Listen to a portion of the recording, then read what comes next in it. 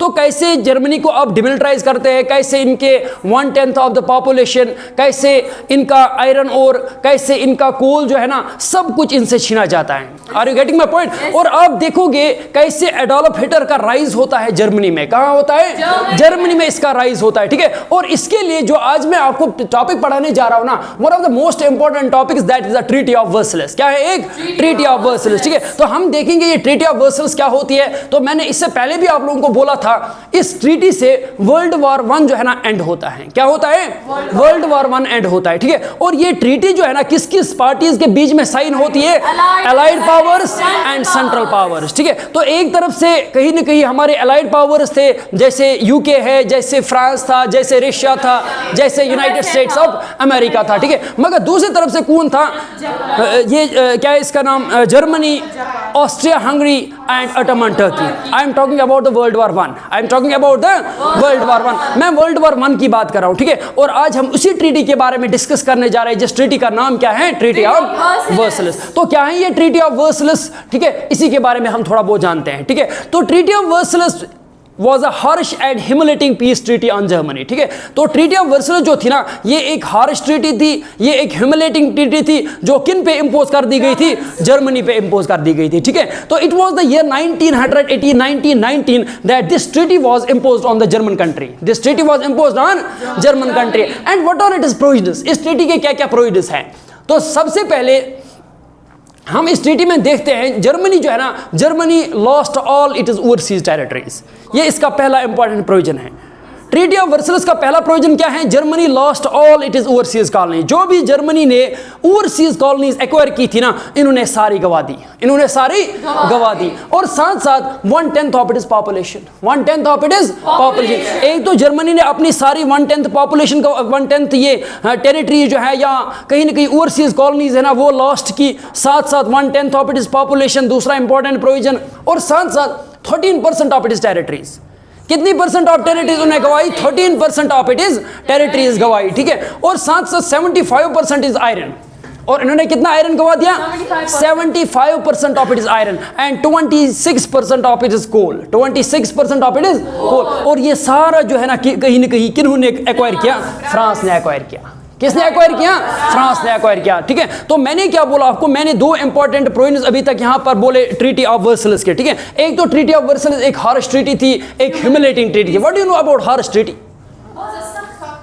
मतलब जिसके मतलब कहीं ना कहीं बहुत सारे जो डिवास्टेटिंग प्रोविजंस होते हैं, बाकी चीजें होते हैं, इसी को हम हार्श ट्रीटी कहते हैं, है ना। यहाँ ह्यूमिलेटिंग, कहीं ना कहीं ये ह्यूमिलेट कर रहा था किसको? जर्मनी को ह्यूमिलेट कर रहा था। और कैसे ह्यूमिलेट कर रहा था? जर्मनी ने अपनी ओवरसीज कॉलोनीज गवा दी, इन्होंने 1/10 पॉपुलेशन गवा दी। 1/10 ऑफ पॉपुलेशन के साथ साथ इन्होंने कहीं ना कहीं जो 75% आयरन है वो गवा दिया।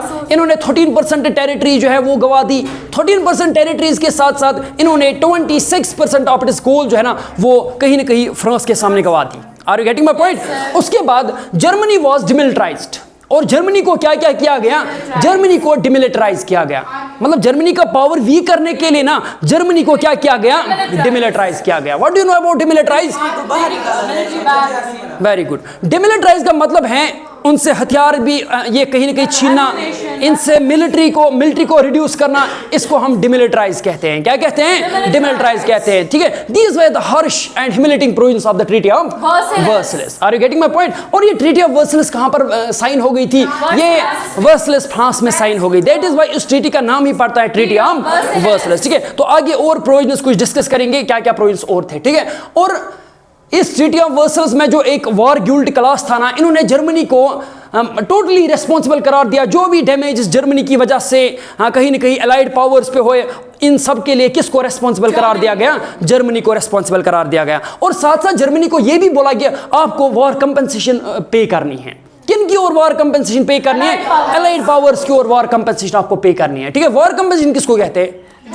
जुर्माना। जो भी वॉर से डिवोस्टेशन होती है, वॉर के जुर्माना जो ना, वॉर का जुर्माना बाकी वो सारा किन को पे करना पड़ा? जर्मनी को पड़ना। तो ऑलमोस्ट अप्रोक्सीमेटली 6 बिलियन डॉलर्स इनको पे करने पड़े। किन की ओर? अलाइड पावर्स की ओर, ठीक है। और उसके साथ साथ जो अलाइड फोर्सेस जो है ना, इन्होंने 1920s आते आते जर्मनी का एक रिसोर्स रिच रीजन जो है ना इसको कब्जा किया, और जिस रिसोर्स रिच रीजन का नाम था राइनलैंड। क्या था? राइनलैंड। और कहीं ना कहीं फ्रांस जो है, फ्रांस या अलाइड पावर जो थे ना इन जनरल, ठीक है, या फ्रांस इन पर्टिकुलर, ठीक है, तो इन्होंने क्या किया, इन्होंने जो रिसोर्स रीजन था जर्मनी का राइनलैंड, इसको भी क्या किया? कब्जा किया। इसको भी कब्जा किया। इसको भी क्या किया? कब्जा किया। ठीक है, तो अगर आप स्नैप रिकैप करेंगे हम ट्रीटी ऑफ वर्सल्स के बारे में, हम है ना, सबसे पहले मैंने बोला आपको treaty of Versailles was a harsh and humiliating peace treaty on Germany. ठीक है, और इस ट्रीटी के क्या क्या प्रोविंस हैं? नंबर 1, आप रिपीट मत करिए, ठीक है, मैं यही से स्नैप रिकैप करूंगा। ठीक है, तो पहला जो इंपॉर्टेंट चीज जो है ना वो था जर्मनी जो है ना, जर्मनी ने अपनी पॉपुलेशन गंवा दी। जर्मनी ने अपनी पॉपुलेशन गंवा दी। दूसरा, जर्मनी ने अपनी ओवरसीज कॉलोनीज गंवा दी। उन्होंने अपनी ओवरसीज कॉलोनीज गंवा दी।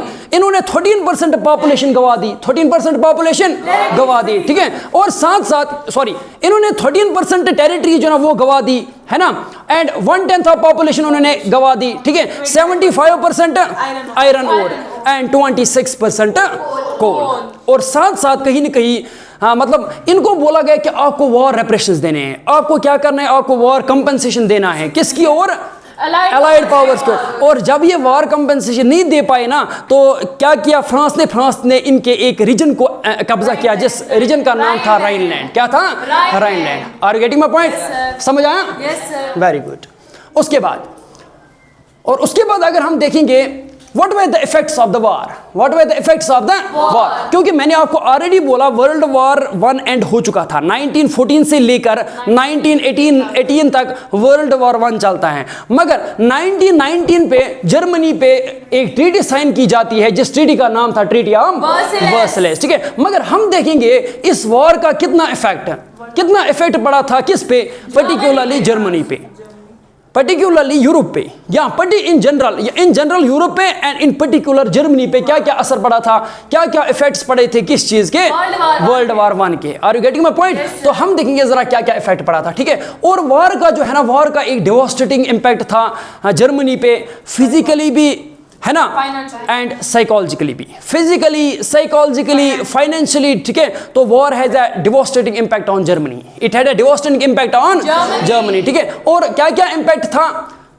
पहले यूरोप जो है ना, कहीं ना कहीं ये क्रेडिटर हुआ करता था। क्या हुआ करता था? Creditor. What do you know about creditor? ये लोन्स क्या कर रहे थे? प्रोवाइड कर रहे थे, और अब ये डेटर बन गए। क्या बन गए? डेटर बन गए। पहले क्रेडिटर थे, अब क्या बन गए? डेटर बन गए। देखो कैसे वॉर ने सारा सिनेरियो जो है ना, यूरोप का सारा सिनेरियो जो है ना, वो वॉर ने चेंज कर दिया। वो वॉर ने क्या कर दिया? चेंज कर दिया। तो यूरोप क्या था पहले? यूरोप पहले क्रेडिटर था, मगर क्रेडिटर से लेकर ये क्या बन गया? डेटर बन गया, या डेप्टर बन गया। क्या बन गया? डेप्टर बन गया। ये था पहला पॉइंट। ठीक है, दूसरा, तो कहीं ना कहीं जो सपोर्टर्स थे वेमर रिपब्लिक्स के, इनको क्रिटिसाइज किया गया। इनको क्या किया गया? क्रिटिसाइज। देखो इसका मेन रीजन ये था, वेमर पॉलिटिशियंस को क्रिटिसाइज क्यों किया गया? क्योंकि इन्होंने तो हार्श ट्रीटी साइन की थी, किनके साथ? अलाइड पावर्स के साथ। पर्टिकुलरली हार्श थी किन के लिए? जर्मनी के लिए, मगर पीस ट्रीटी थी ये किन के लिए? Allied powers. इसको क्यों कहते हैं हम पीस एंड हार्श ट्रीटी या humiliating treaty? Actually, it was humiliating on Germany, but peace treaty for allied powers. Are you getting my point? हाँ, तो यूरोप कैसे एक मतलब कहीं ना कहीं क्रेडिटर से लेकर डेटर बन गया, कैसे वेमर पॉलिटिशियंस जो थे या वेमर रिपब्लिक इन जनरल जो है कैसे इनको क्रिटिसाइज किया गया। ठीक है, और साथ साथ अगर हम देखेंगे ना, सोल्जर जो है ना, इनको कहीं ना कहीं सिविलियन से ऊपर रखा गया। सोल्जर्स की पोजीशन जो है वो सिविलियन से बहुत ज्यादा ऊपर थी। Are you getting my point? ये तीसरा इंपॉर्टेंट था। चौथा, तो यहां पर कुछ एग्रेसिव वॉर प्रोपेगेंडा जो है ना, नेशनल ऑनर जो है ना, इनको इंपॉर्टेंट तरजीह दी गई थी, इनको ऑनर दिया गया था। इन चीजों को नेशनल इंपॉर्टेंस दी गई। किस चीज को? एक तो एग्रेसिव वॉर प्रोपेगेंडा को, एंड दूसरा था नेशनल ऑनर। दूसरा था नेशनल ऑनर। और ये दो चीजें क्या बन गई? इंपॉर्टेंट बन गई थे। Are you getting my point? उसके बाद, और इसी सूरत में जो डेमोक्रेसी जो है ना, डेमोक्रेसी एक फ्रेजाइल आइडिया लग रहा था। इस दौरान डेमोक्रेसी जो है ना एक फ्रेजाइल आइडिया लग रहा था जर्मनी में। Are you getting my point? और साथ साथ it led to instability in Europe. और इन चीजों ने यूरोप में क्या स्टार्ट की? पॉलिटिकल इनस्टेबिलिटी स्टार्ट की। देखो सब कुछ हो रहा था जर्मनी पे ही, सब कुछ हो रहा था। एलाइड पावर्स ने डिमिलिटराइज किया जर्मनी को। इन्होंने अपनी पॉपुलेशन गंवा दी, इन्होंने अपनी टेरिटरीज गंवा दी, इन्होंने अपने रिसोर्स रीजन गंवा दिए, है ना। तो इसी पॉइंट को हम कहते हैं it led to the instability in Europe. तो यूरोप में क्या स्टार्ट हो गई, पॉलिटिकल इनस्टेबिलिटी स्टार्ट हो गई।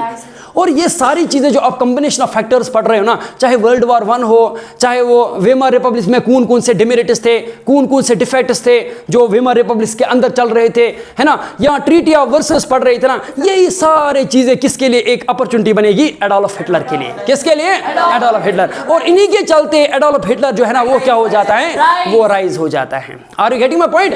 तो जब मैं आपको वही इस टॉपिक पे ले जाऊंगा ना, तो कौन कौन से ऐसे कॉज हैं जिसके चलते एडोल्फ हिटलर जो है ना ये क्या हो जाता है, राइज हो जाता है। तो आप लिख सकते हो वर्ल्ड वॉर 1 के क्या क्या इफेक्ट्स हैं, इससे एडोल्फ हिटलर राइज हो गया।